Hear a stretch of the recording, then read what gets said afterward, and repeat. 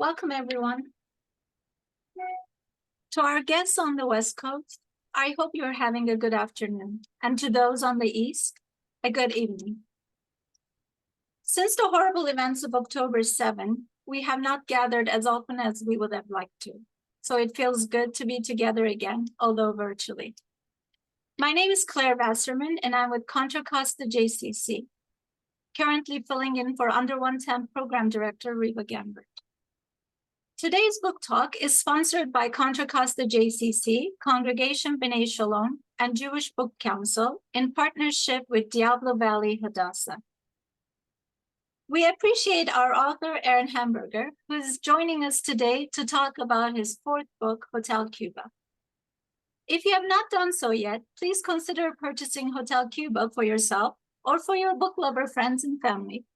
Books make the best gifts, always, not just for holidays. We would love for you to ask questions. Please write them using the chat function on the Zoom toolbar. Now, a little bit about our author. Aaron Hamburger is the author of a story collection titled The View from Stalin's Head, winner of the Rome Prize by the American Academy of Arts and Letters, and nominee for a Violet Quill Award. His first novel, Faith for Beginners, was nominated for a Lambda Literary Award. His second novel, Nirvana is Here, is winner of the bronze medal from the 2019 Forward Review's Indies Book of the Year Award. Hotel Cuba is his third novel and was released in May of this year. In 2023, he was awarded by Lambda Literary with the Jim Duggins PhD Outstanding Mid-Career Novelist Prize.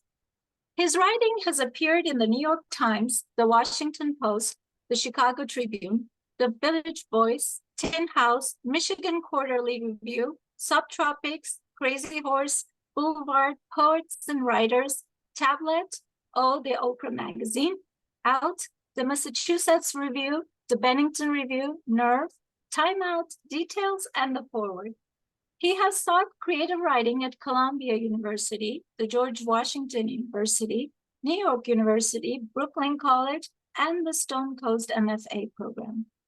Before I pass the virtual mic to Aaron, I'd like to share just one of the many praises that Hotel Cuba received. This one is from Christopher Cope, author of You Would Have Told Me Not to. Aaron Hamburger's Hotel Cuba is a beautiful, gripping story of immigration, hope, and personal fulfillment. Pearl, its protagonist, is one of my favorite characters in any recent novel. She is complex, wounded, occasionally ferocious, and always engaging as she follows a long, fraught path from Russia to America via a vividly rendered Prohibition-era Havana. Pearl seeks what we all do: safety, family, and ultimately a place in which she can be her best self. I love this book. And now, Aaron, please take it away. Thank you, Claire, for moderating, and thank you to the Contra Costa JCC and all the sponsors of this event. And thank you to all of you out there in Zoom land for coming today. I know it is a very, what can we say about these times? It is what it is. But I take great heart and great hope to see so many people here today interested in celebrating and talking about books. I think that is a positive sign for humanity. So I want to tell you a little bit about my novel, Hotel Cuba. I'm going to talk to you about the real story, which is actually the story of my grandmother that inspired it, as well as some of the research that I did to bring it to life. I have some pictures to show you, and then I just love to hear your questions that are inspired by this talk or the book if you've been if you've read it. So back in 2017, I came across a picture of my grandmother from 1922 in full male drag. And I want to show you this picture because it really is quite extraordinary. So I'm just going to share my screen here. And here is the picture. So you can see her, she's wearing a man's shirt, a man's tie, pants, and these are definitely, I did some research about the fashion of the period. These are man's pants. This is not, women would wear pants, but they wouldn't have looked like this. She's carrying perhaps a cane or an umbrella, and she has a cigarette in her hand, and she is staring at the camera with an expression that just took my breath away. So I saw this picture. This was just completely different from my idea of my grandmother. I knew my grandmother as a typical Yiddish bubby who would sing me lullabies in her thick Yiddish accent. She would bake these rock cookies that were delicious out of the oven and hard as rocks 1 hour later. So you had to get them while they were hot. You'd break your teeth on those things. She was a sweet, loving, kind woman, always impeccably dressed in a blouse and a skirt, never in, male drag per se. So I was quite surprised to see that image. And I started just sharing it with everybody that I knew and saying, I can't believe this is my grandmother. Around this same time, a group of writers were convening in Washington, D.C., where I happen to live, and they wanted to go and knock on the doors of every single senator on Capitol Hill because we were concerned about the direction of our country and we wanted to advocate for the causes that we believed in. And for me, one of those causes is immigration. So nobody had taken the state of Michigan, which is where I grew up and where I was from, although I no longer live there. So I said, I'll do Michigan. So I took this picture of my grandmother, with the tie and the shirt and the whole outfit. And I went to visit Senator Debbie Stabenow of Michigan. And I want you to imagine all of these professional lobbyists in their good suits with their printed folders. And then me, the dopey writer with a picture of his grandmother in line with all the lobbyists waiting to talk to the senator. So finally, it was my turn. I got to meet the senator in the before days. They used to have office hours. Anybody could show up. And I introduced myself. I said, I'm here with a group of writers. This is a picture of my grandmother. She was an immigrant. I told a little bit about her story. And then I said, I hope that you will fight for the rights of immigrants today in her honor. And the senator said to me, oh, I agree with you 100%. And I thought, boy, that is the easiest lobbying job I've ever heard of. And so I said, well, that's great. I said, what can I do to support you? And she said, you're a writer. Tell your grandmother's story. And I thought, well, I was surprised. I thought she was going to say donate to my campaign or march in the streets. You're a writer. Tell your grandmother's story. Now, I have written 3 books before this, and they're all deeply concerned with time and place, with questions of politics and culture and history, but I'd never written something that had taken place so many years ago, literally 100 years ago. I wasn't sure where I would start. But then I was very fortunate. I went to a talk by a historical novelist named Dolan Perkins Valdez, and I don't know if anyone here has read her work, but she said, when I write historical fiction, I write a draft of my story to figure out what I need to figure out. And that helped me tremendously because that gave me the freedom to just plunge into the story and then figure out what I needed to figure out and start hunting around for the answers as I went. So what is that story? What is my grandmother's story and how did it become Hotel Cuba? I want you to imagine a young woman, one of 11 children, so small family, from a rural shtetl in the Pale of Settlement in Russia, the area where Jews were allowed to live. And, people were always fighting. They're still fighting in that area. It was very close to the area of Ukraine, where Russia and Ukraine are fighting today. And so one day it might be Poland, the next day it might be Russia, the next day it might be something else. She was the daughter of the village cantor, and things were, they were in a relatively good position, if you could call it that, for the town. Her family came from Lithuania, and so they put on airs. We're from Lithuania. We're a little better than everybody else. I don't know if there are any Lithuanians out there in the crowd, but there you go. But in a few short years, this rural village gets rocked by anti-Semitic pogroms, poverty, famine, violence, World War I, the Russian Revolution. It is terrible times. There is literally cannibalism happening in the country. That's how bad things are. She has to get away. And so she and her younger sister, they're lucky. They have two sisters who live in New York City. Maybe they'll go join them. So they scrimp and they save their money and they make the journey to Warsaw, which was not an easy thing to do in those days. With all the wars and revolutions, the railroads had been all, torn up. The infrastructure was just a mess. Of course, there was bandits, there were violent. It was a dangerous journey, but they made it to Warsaw. But right at this time in the United States, people are afraid. A big, powerful country like Russia has now become communist. Well, what will happen if these people who are flooding out of Russia come to the United States and try to make the United States communist? And oh, by the way, a lot of them are Jews, and you know how Jews are. Now, they couldn't make a law to keep out Jews from the United States, but they could make a law that said people who are immigrating from Eastern Europe, we're going to put very severe quotas on that immigration. And oh, by the way, 85% of the people who were coming from there were Jewish. So what was my grandmother going to do? She was stuck. She and her sister had already made it all the way there. Where did they go? It just so happened that in this law, there was a strange carve out. And if you read the text of the law, you will see it right there spelled out very plainly.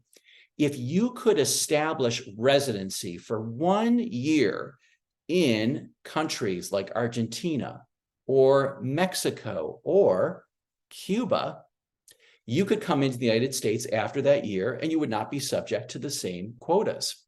And the steamship companies that had been making so much money ferrying these immigrants over from Eastern Europe, and suddenly that market was drying up, they got wind of this exception in the law.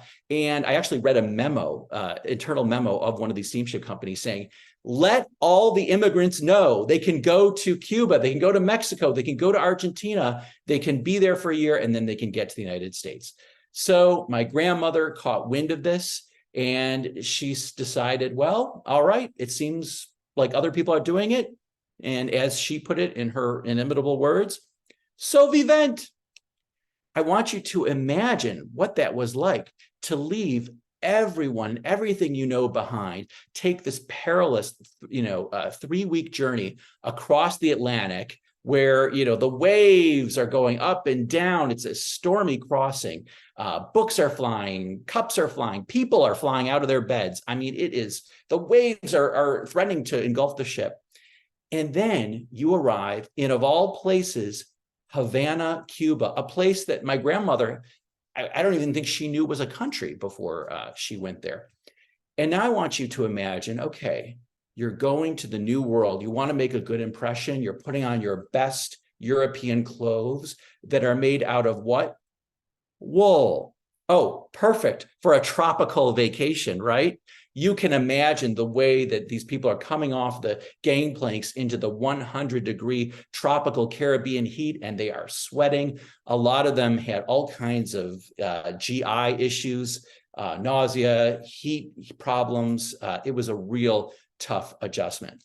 Now, this was a very interesting time to be in Havana, Cuba, because number one, Cuba was going through an economic depression.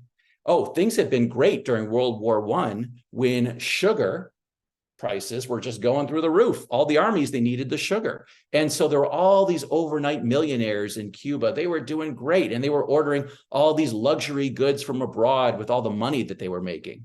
The war ends. What happens to the price of sugar? It goes down, way down, plunging the country into a depression.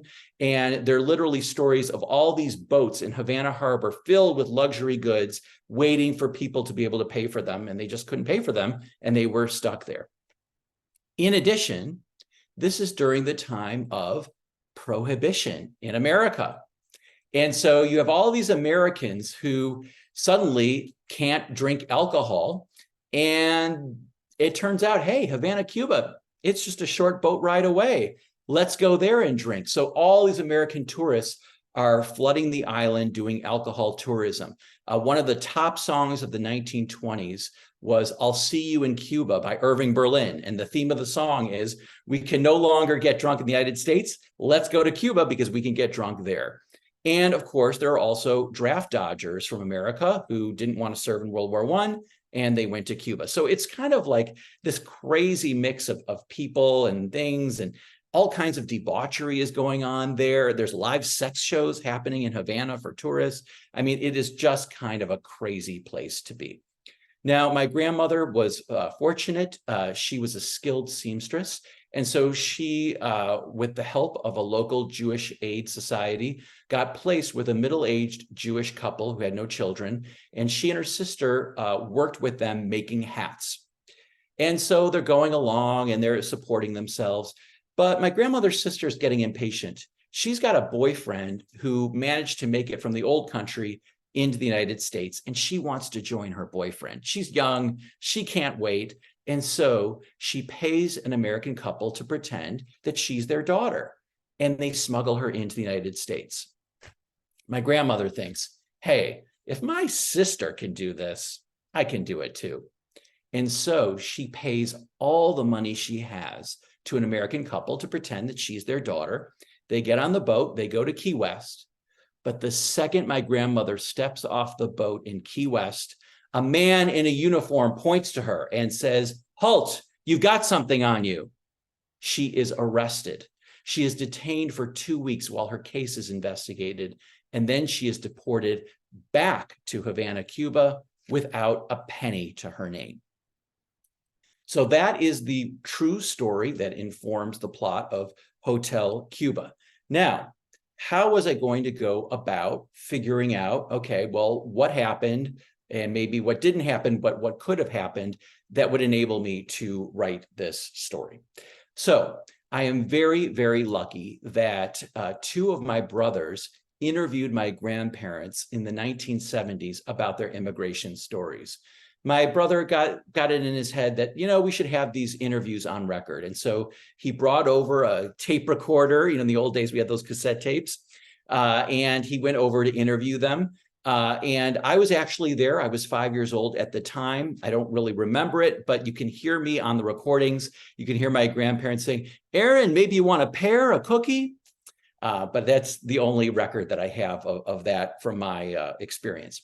We have 7 hours of these recordings with my grandparents. Of course, they said, who would be interested in our story? We have nothing to talk about. 7 hours later, they had plenty to talk about. Of those 7 hours, 6.5 is my grandfather's story. Half an hour is my grandmother's story. There you have it. In a way, that was a fortunate thing for me as a fiction writer, because I would have trouble telling my grandfather's story, which is also really incredible and interesting and rich. But he was a natural raconteur. He was a storyteller. He gave lots of great details. So there wasn't a lot of space for me as a fiction writer to fill in. Whereas with my grandmother, she was a woman of few but emphatic words. She didn't always speak so much, but when she spoke, she meant it. And she gave me the broad outlines of her experience with a few tangy details woven in. And then I was able to go in as a researcher and try to figure out, okay, what did she leave out? What were the things that I was wondering about? And chief among those things that I was wondering about was, okay, you came from a wintry, icy, landlocked rural shtetl in the middle of Russia to Havana, Cuba in Prohibition, with the music and the food and the language and the light and the flora and the fauna, everything's so different. How did you react? How did you adjust? What did it feel like? How were you feeling? And unfortunately, there was no novelist in the room to ask her these questions. And so I had to go like a detective and try to figure them out. So I went to Havana, Cuba, and, there are not records of the Jews from this time. There were many Jews who came to Havana like my grandmother did. Most of them were living in the part of Havana that's old Havana, where most of the tourists go when they go to Havana these days. Very picturesque if you go there. And they were working typically in what we might call sweatshops or workshops. They were making purses, they were making hats, they were making clothes, they were making all kinds of garments. Or they were peddlers walking down the street selling stuff out of, whatever they could carry with them, often selling Eskimo pies, these ice cream sandwiches. And then the other thing that they typically did was they would go to the train station and they would sell Christian religious articles. So if you needed a good crucifix or a good rosary, best place to go apparently was to find a Jewish peddler at the train station, and you could buy those items. So I was very fortunate when I went to Havana. I had a wonderful guide named Maite. She was a local, she was a Cuban, and she told me not only stories about the history of Havana, but also her personal memories of, for example, her grandmother, who used to walk down the main avenues of Havana, Cuba before the time of Castro, and look in the beautiful department store windows, the very expensive department stores with the beautiful women's gowns on display. And her grandmother would look at those gowns and imagine, God, what would it be like if I could just buy one of those gowns someday? So that little anecdote inspired me to write a story of my grandmother, imagining her maybe taking a day off of work and going for a walk and looking at that material. And because she was an expert seamstress, she would have appreciated the workmanship of those gowns. And maybe she would have liked to have owned one, but I think she would have liked to have made one. So that was something that came directly out of my research. I also got to go to Key West. So I did a ton of reading to research this book. And one of the people whose books I read, Arlo Haskell, he wrote a book that was the history of the Jews of Key West. And so I interviewed him, and he happens to run an artist organization there. And he invited me to come down, they have an apartment for writers and artists. And then he introduced me to the historian of Key West. And so I got to interview him and try to figure out, why was my grandmother arrested? And how did they finger her? And then what happened to her when she got to Key West? One of the interesting things that I learned was that when non-Jewish immigrants were caught trying to get into the United States in Key West, they would be put in jail. Jewish immigrants were not. Why? Because of the problem of kosher food.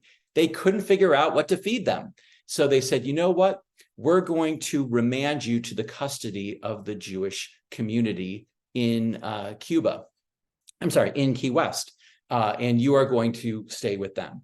So my grandmother talks about this man in her recordings in Key West that she met named Schulsinger. And she said to this man, Schulsinger, my father was a cantor in the old country. He was a shul singer like you. He sang in the shul. So treat me better. Turns out, who was the chief rabbi of Key West in 1922 when my grandmother was there? Rabbi Schulsinger. And so that was who she stayed with. Also turns out that the synagogue of Key West, you can see it at the time, you can see it today, is currently a Sarah Beth's lunch and brunch restaurant. So if you go to Key West and you eat at Sarah Beth's, you're actually eating in the former synagogue. I went over to that synagogue to take a good look at it, and I saw the former sanctuary of the synagogue is today the dining room. So that's the place where you would be eating. And I noticed that attached to it is what looks like a house. And, Arlo told me, oh, yeah, that was the former living quarters. That's where the rabbi and his family would have lived. I looked at the second floor of that house, and I noticed that it's filled in today, but it wasn't always that way. It used to be a balcony that had been converted into an interior room. And then I looked at the roof line of the house next door, and I realized it was exactly the roof line that is in that photo of my grandmother. And that was where she had been standing when that picture of her was taken, wearing the tie and the shirt and all that. So that was really an exciting find. I also journeyed to the National Archives, and I handled original materials, letters from the immigration services of that time. In those days, they were under the Department of Labor. And I got to read correspondence of the immigration services investigating the phenomenon of undocumented immigration from Havana into Key West at this time. And I also read letters from everyday Americans who were reporting on this phenomenon and saying, you've got to catch these people because they're going to contaminate our blood pool. We can't have these illegal immigrants. And some of the language and the vitriol directed at these immigrants was pretty shocking. And a lot of it was indeed anti-Semitic. And then I read tons and tons of books and tons more. I'm very lucky that I teach at a university, so I have access to the university library system. I would read a book, go through the bibliography, find more sources in that bibliography, look up those, and keep going like that. I looked at advertising from the period. Boy, did that tell me a lot about what people valued, what people wanted, what they didn't have, how things were being marketed to them. I listened to the music. I watched short films. I just tried to come at this every which way that I possibly could. And I listened to those tapes of my grandparents over and over again, not just for the content, but for the tone, for what they valued, for what they thought was important. And to me, one of the most interesting parts of these recordings was my grandfather was talking about how my grandmother was trying to teach her sister how to cook. My grandmother's sister was never very good at cooking. My grandmother, she called herself the balabusta of the family. And so she was trying to teach her sister how to make a soup. And my grandfather said, "Can you believe she mixed up potatoes and horseradish? Who does that? Oh my God, she mixed up the potato and the horseradish. Can you believe it?" And he is going on and on about this mix-up of the potatoes and the horseradish, and isn't she a terrible cook? And what I learned from that, what I realized is that when you are living through historic times, war, revolution, immigration, all of these major things, you're not necessarily so focused on the big picture political historical things. You're thinking about, how's my soup? Did you get it right? Did you mix up the potato and the horseradish? Do I have a place to sleep? Do I have something to eat? Do I have a little bit of money in my pocket? And if I don't, how am I going to get some? And so just following my characters through this story as they tried to make their way through the world, it gave me a greater sense of what they were going through. So now what I want to do is I want to share with you a few actual photos of the real people who inspired the story of Hotel Cuba. So I'm going to share my screen, show you a little PowerPoint. And then after that, I'd love to open the floor to questions and hear what is on all of your minds. So I'm going to share screen. Here we go. All right, so there it is, that iconic picture of my grandmother. There she is. I did a ton of research about the fashion of the period, which was pretty interesting. Androgyny was indeed a thing, but women did wear pants, but they would have been more like bell bottoms. They would have been very flowing, and from a distance, they would have almost looked like a skirt. And their ties would not have been like a skinny man's tie like this. They would have been almost like a scarf. So this is a very masculine form of dress.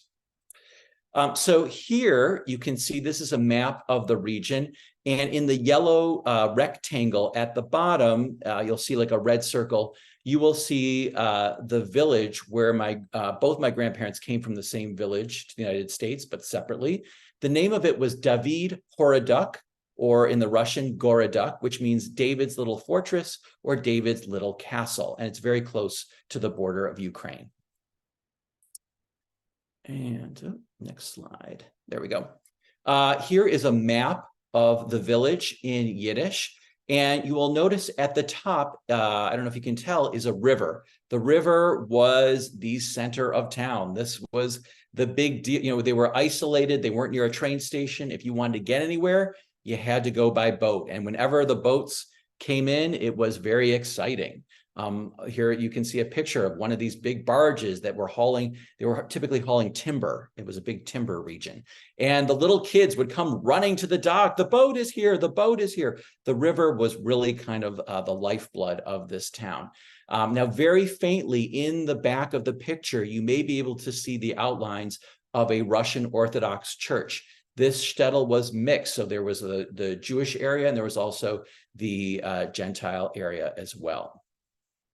Here are some typical homes from this village. You can see that they were made out of wood, not very sturdy. And another picture on the left is a picture from the olden days.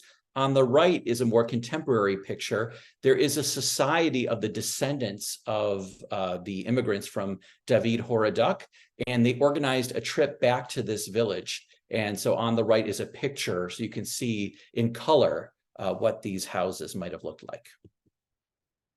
Over here on the left, this is my great-grandfather. So he was the cantor. This is my grandmother's father. In the book, I made him out to be a slightly harsher character than he was in real life. Apparently, he was a very enlightened, very modern man. He led the boys' choir in the synagogue, and they used to sing arias from Italian operas in addition to traditional Jewish liturgy. So, you know, he was also, you know, unfortunately, being a cantor in those days, you couldn't live on it. So during the week, he was the town butcher, and he used to come home from his butchering, and then he would wipe his bloody hands and wash them on whatever he could, you know, scarf down a meal, and then run to the shul to conduct choir practice. Another picture of my grandmother's father and more of the family. Now, here was the deal. If you were single in the 1920s, you got out of Dodge. You went to immigrate, and a good portion of the family went to the United States. Another portion of the family went to what was then Palestine. And so I have cousins who are descendants of this family who live in Israel today. But if you were married and had kids, you couldn't afford the passage for all these people, so you stayed. And they unfortunately were there during World War II when the Nazi blitzkrieg came through. And so all the people that you see here in this picture were killed. So in 1941, they took all the men, they brought them to the town square, made them go on their knees. All of the non-Jewish inhabitants were jeering at them and saying, yeah, Jews, your time has come, your time has come. And then they led them out to the woods and shot them all. A year later, they took all the elderly, the women, and the children, and they shot them all in the same place in the woods. Recently, the descendants of the Horodukers have created a memorial to these people in the spot where they were killed. What I did not know until I started researching this book was that one member of my family, my grandfather's cousin, she and her two daughters ran away to the woods. They hid out with the partisans for a while and then ended up in Tashkent, Uzbekistan, which is where they lived out the war. And then they eventually made their way to Israel. And she died in 1994. So she should have been killed in 1942, but ended up surviving another 50 years. These are pictures from Havana at the time. And you can see here, it was quite the tourist hotspot. I don't know if you can make out in some of these images, there's the Capitol building of Havana, which was very closely modeled on our own United States Congress. Now, if you go to Havana today, you will see, oh my gosh, it looks so old. It looks probably how it looked 100 years ago. But there's one big difference. If you go to Havana today, you will not see any advertising. It's a communist country. But in the 1920s, every available flat surface would have been covered with ads for American products. So in fact, it does not look like it would have looked like at the time. It would have looked like all these old buildings, but plastered in advertising with American goods. Here are some pictures of Havana today from my own trip. And you'll see in the upper left is a picture of the synagogue, the Patronato. It was built in the 1950s, so this would not have been there during my grandmother's time. There's only a very tiny Jewish community left in Cuba today. So a lot of Jews came to Cuba in the 20s. They ended up staying, a good number of them. There was a community in the tens of thousands. When Castro came into power, a lot of them left, went to Miami. They formed a community that has been nicknamed the Jubans, the Jewish Cubans. But it was not necessarily because of persecution for anti-Semitism. Castro actually had good relations with the Jews. It was that they were small business people, and communism and business don't match. Here you see some images of Key West from the 1920s with the very tall telegraph towers. And here is Sarah Beth's brunch restaurant, formerly the synagogue. And you'll see in that middle picture on the right-hand side of it, you see the enclosed living quarters that was once a balcony. Here is a picture of my grandmother and 3 of her sisters. So my grandmother is in the bottom right. Next to her is her sister, who in the book is called Frida. Her real name was Bertha, and my grandmother's real name was Ethel. In the book, I called her Pearl. I just thought Pearl was more of a romantic heroine name. And then standing above them are their 2 sisters. And then here you see my grandmother and her sister standing with their husbands. So my grandmother's sister Frida is standing next to, Bertha, I keep mixing them up, is standing next to her boyfriend from America, whom she eventually married. Now, my grandmother, eventually, she did make it, spoiler alert, she made it to the United States. I mean, here I am. She made it to the United States. She decided that she needed to go to see her sister go get married. And her sister's boyfriend was in Detroit. So my grandmother traveled to Detroit for the wedding. She was single, and her sister's now husband had a brother. The brother was single. Hey, you're a nice girl. He's a nice boy. Why don't you get married? And as the family said, an old maid is a terrible thing.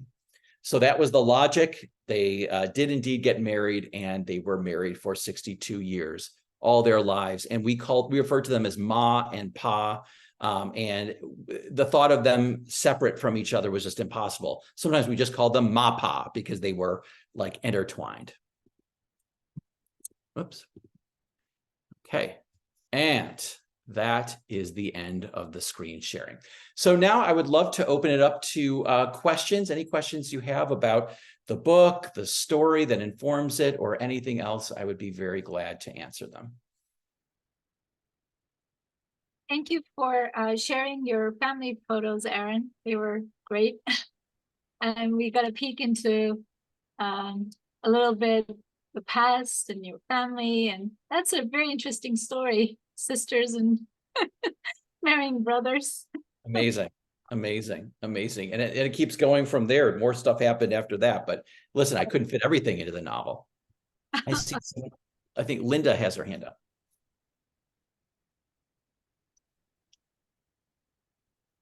Okay, so yeah, Linda's question is, did you ever find out the story behind the drag clothing on your grandmother? And I was gonna ask that too. I was so curious about it.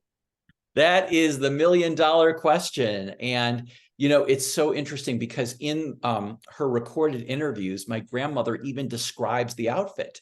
She says, I was in Key West and I was wearing the tie and the shirt and holding the cigarette. And okay. And she never gives the reason why she was dressed that way. Now, I have my theories. And if you buy and read the book, and I sincerely hope that you will, you'll see one of them in the book. But one interesting little nugget that I came across during my research.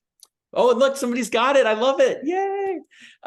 One interesting nugget I came up with during my research was that one way that women would get into the United States in the 1920s, if they didn't have papers, was they would cross-dress as male sailors because they never checked passports or papers on sailors, and sailors would come and go from ships all the time and nobody looked at them. So was that the reason? I never managed to find out the exact true reason, but life is better with a little mystery in it, isn't it? All right. There's another question. I'm curious about the Jews who arrived in Cuba before the 20s. Hmm. Who are they and how did they come to be? Oh, great question. So there were a couple different communities that were there before the 20s. The oldest contingent of Jews who were in Cuba were Turkish, and they were from the Sephardic tradition. And yeah, interesting for Claire. And so what happened was that anybody who was Sephardic Jewish in Cuba was referred to as Turco, Turkish. Anybody who was Ashkenazi was referred to as Polacco, Polish. So you're either Polish or Turkish, those were the two choices that you had. So these Turkish people were there because the Turks were involved in trade, in maritime trade. So it made sense that they would make it over there. The other community that was there were actually American Jews, mostly of Ashkenazi origin, who were working in the sugar business because sugar was big business.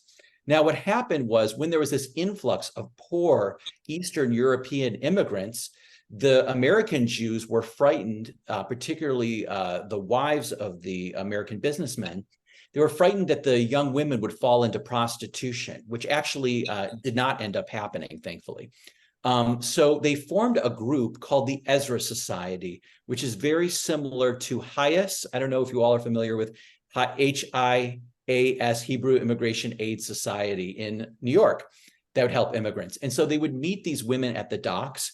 They would help them get through the immigration process. Then they would take them to a Mädelheim, a young women's home. They would give them a little bit of money. They would give them Spanish lessons. They would help them to write to their family back home to let them know that they were safe. And they would try to help them get situated in Cuba. So those were the communities that were there before this influx of Eastern Europeans. Great, thank you. This is a question from Carol. How long did it take to write the book from research to completion? So I started the book in roughly 2018. It was like early 2018. Yeah, that's about when. And it was interesting. I went back through my old files to see like how the story started off, and it was so different at the very outset of the process.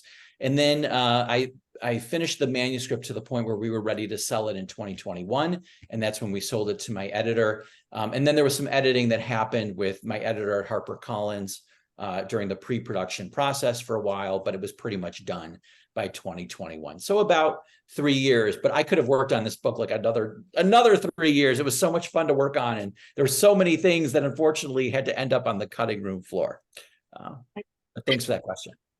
There's a question from Linda. Linda, can you please? Can you hear me? Yes. Oh, okay.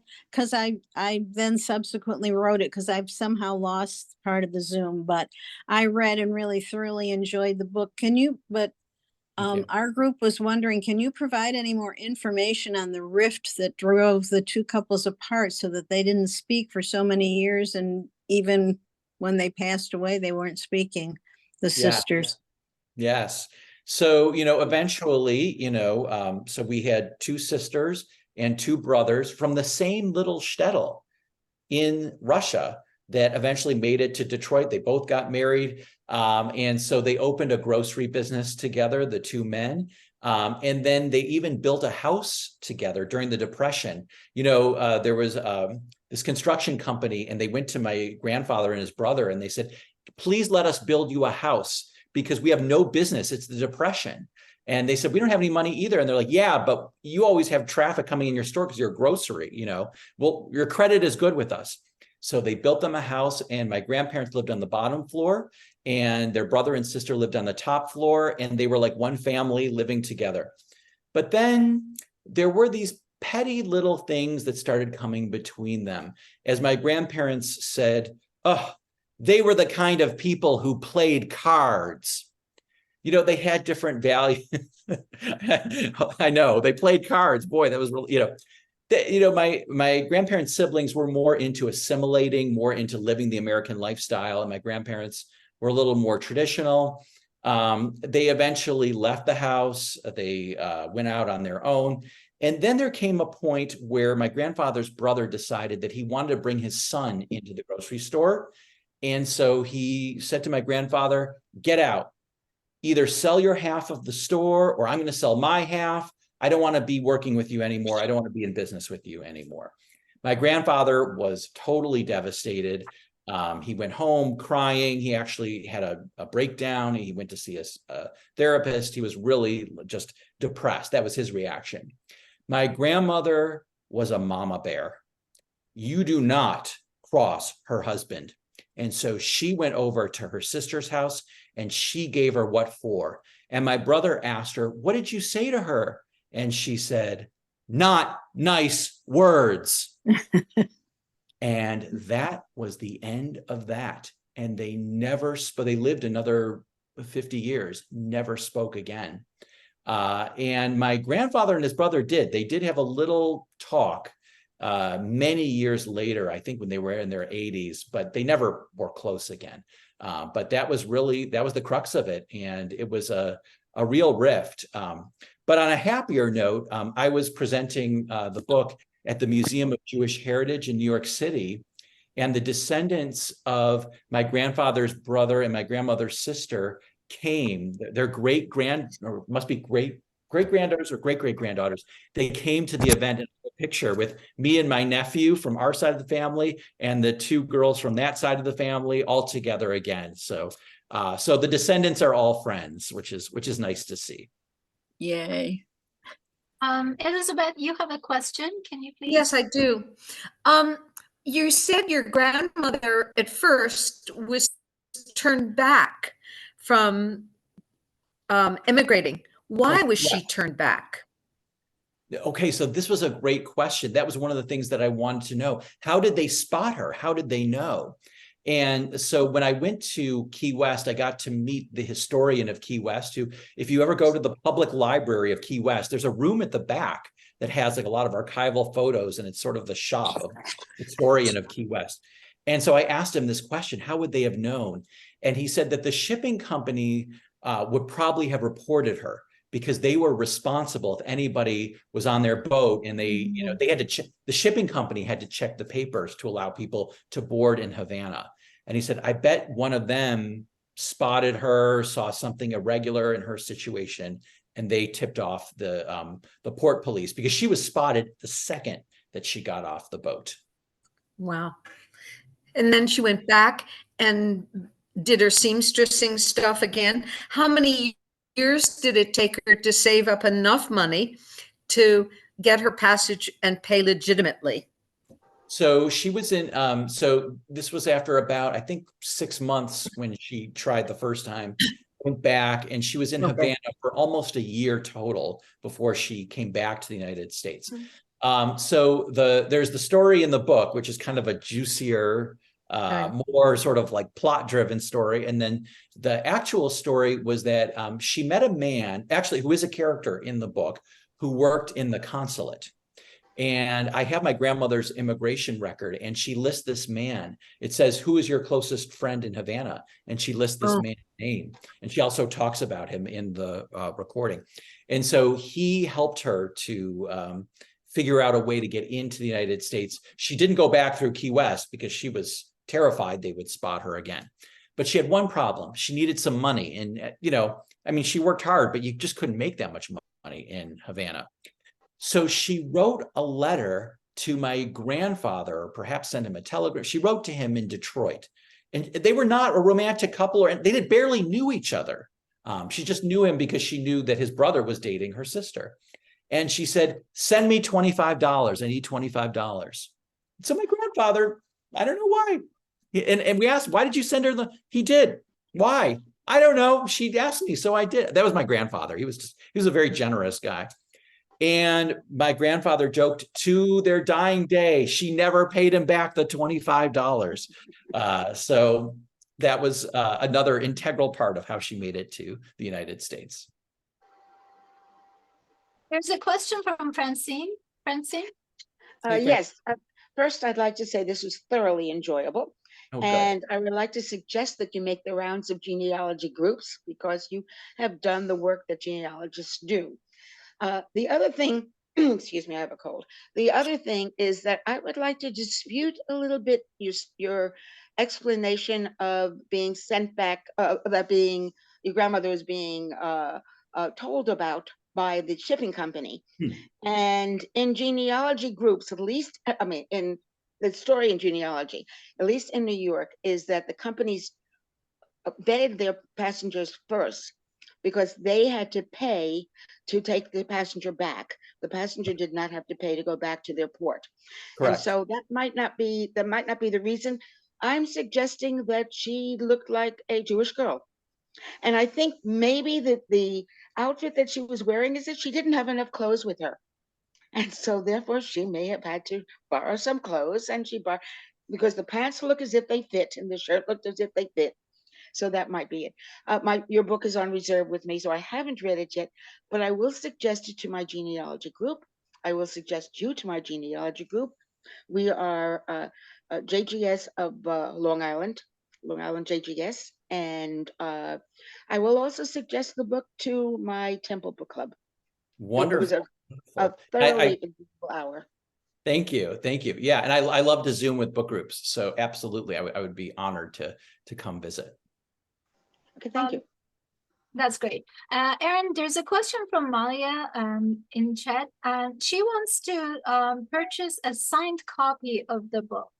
Can she contact you through your website and purchase it through the website, or is it possible? Yeah. So let's see, what would be the best way to do that? Yeah, send me, you can send me, actually, I'll put my email right in the let's see. Oh, here's the chat. Yeah, just send me an email. And what people have been doing is there's things called book plates. It's like a sticker, and I can send you a sticker. So you can buy the book at, your favorite store, and then I can mail you the sticker. That's like the easiest way to do it. I'm also happy, if you want to go through the whole, I can, sell you a book myself as well, but it's a lot easier to do it that way. I will caution you though. A few people have, generally people buy the book in the store, but I've done a few private sales, and they pay me on PayPal or Venmo, and they write on it Hotel Cuba, and then their accounts get shut down because they think that they're trying to pay for a hotel in Havana, which you cannot do on these apps. So never write the words Hotel Cuba anywhere on those things. So that's a good. I know people write the darndest things in Venmo and PayPal. So. Yep. Yeah, it's happened like numerous times now. I think that. Oh, there's Eileen has a real hand up, not a virtual hand. Okay. Oh, you almost had it. Hi. There. Yes. Hi. Yes, it was an error. My husband was playing around with the controls and hit that. But I'm from Michigan too, so. Another Michigander. Yay. Yes. Yay. Yes. Okay, thank you. Sure. So Eileen Hines was trying to ask a question. She can't. Let's see. Do you want to? There she is. It kept saying the host won't allow you to unmute. So, and I'm not used to being told what I can and cannot do. Sound like my grandmother. My husband and I are going to be visiting Havana and other parts of Cuba at the end of January. And I just wondered if you had any hot tips on something that we shouldn't miss. So, I'm sure you're going to have just a fascinating time. Havana is beautiful, thought-provoking, troubling, fascinating. I mean, it's a trip unlike any other that I have taken. It'll make you just think and ask lots of questions. Yeah. You have the beautiful European Baroque architecture, and then the Caribbean, flowers and the light and the heat. It's just a really kind of beguiling mix. Definitely get to Hemingway's house there. That is really quite an experience. It's frozen in time. And if you can make any contacts with the Jewish community, if you just Google Jewish community Havana, you can find ways to do that. But my number one recommendation for Cuba is this. Before you go, load up on travel-sized toiletries, as many as you possibly can, and leave them behind. So I've been told that. Yeah. Yes. And I remember, I asked our guide, I said, if there's anything that we could send you or from the United States, I know it's impossible, but if there's anything we could send you that would help, what would it be? And she said, toilet paper or toothpaste. And then, the other thing, so when I went, our guide, she was very new. She had, I forgot, she had some other profession, but she got into being a tour guide because it was a lot more lucrative. And she's a very intelligent and, highly trained person. And we were the first group that she ever had. And when, our group was finished, we pooled all our money. We said, let's give her a nice tip. And we tipped her like $300 and she broke down crying. People live on like $6 a month. So, I mean, just as generous as you possibly can be, it's greatly appreciated by the people there. Okay, thanks. Sure. Thank you. And I'm loving the book. I just got to the part where she's about to get off the boat in Key West. Oh. So I That's had a exciting. feeling she wasn't going to make it. Yeah, but it's quite interesting when it gets to Key West. Anyway, I don't want to spoil it for you. So I'm so glad you're enjoying it. I am. Thank you. Francine, do you still have a question? Your hand is up. Oh, no, sorry. No problem. Let me let's take that down. I didn't see that. Thanks. Erin, thank you for this wonderful talk. It was really enjoyable, and I'm looking forward to reading your books soon. I'm sure many from our audience today will be visiting their local or online bookstores later. If you want to know more about Aaron and contact him, please visit his website, aaronhamburger.com.